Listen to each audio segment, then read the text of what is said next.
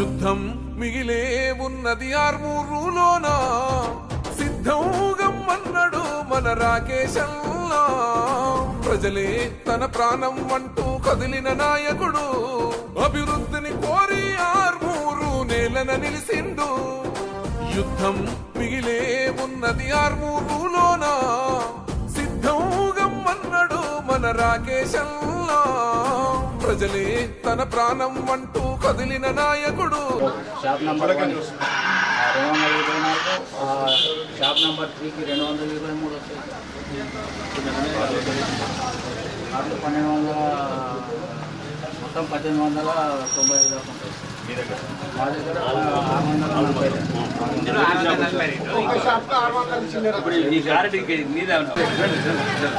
ఇప్పుడు సన్న బియ్యం వచ్చింది ఇంకా అమ్ముకోండి.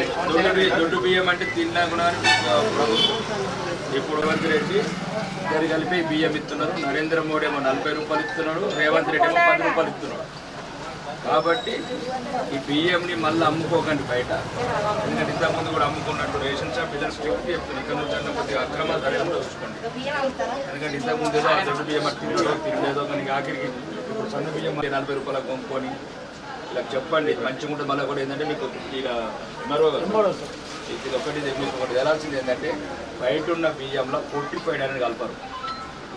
బలం వచ్చేది కిలో కలుపుతారు, కింటాలకు కిలో కలుపుతారు. అది చెప్పండి జనాలకు. పొట్టిపోయిన రైస్ ఏదైతే మనం ప్రజా వ్యవస్థ పంపిణీ చేస్తామో రేషన్ షాప్ ద్వారా దాంట్లోనే ఉంటుంది బలం వచ్చేది. బయట ఏదైతే సూపర్ మార్కెట్లలో బయట దుకాణాలలో ఉంటుందో తింటాము. కాబట్టి ఇంకా వేరే వాళ్ళు ఏం పాడు చేయకుండా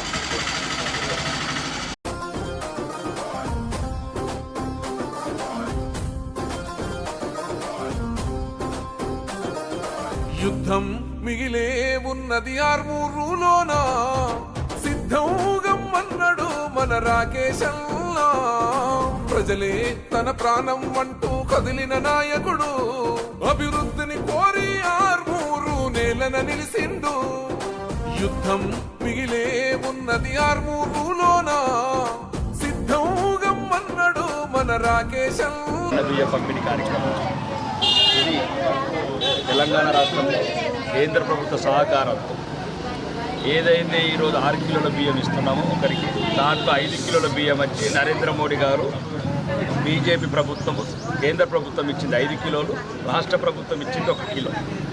సుమారు 1 కిలోకు 40 రూపాయలు నరేంద్ర మోడీ గారి నాయకత్వంలో బీజేపీ ప్రభుత్వం ఇస్తుంది. రేవంత్ రెడ్డి గారు 10 రూపాయలు ఇస్తున్నారు. కాబట్టి ఇక్కడ జరగాల్సిందంటే పేదలకు ఒక మంచి నాణ్యమైన బియ్యము పంపిణీ జరగాల. పేదలు ధనవంతుల్లాగానే వాళ్ళు కూడా సన్న బియ్యం తినాలనే ఒక ఉద్దేశంతో కేంద్ర ప్రభుత్వం రాష్ట్ర ప్రభుత్వం రెండూ కలిపి తీసుకున్న తప్ప ఎవరో ఒకరు చేసిన కాదు. కానీ ముఖ్యంగా ప్రధాన 80% కేంద్ర ప్రభుత్వం కిలోకు 40 రూపాయలు ఇస్తుంది, రాష్ట్ర ప్రభుత్వం కిలోకు 10 రూపాయలు ఇస్తుంది. కాబట్టి ప్రజలందరూ సద్వినియోగం చేసుకోవాలని విన్నపం.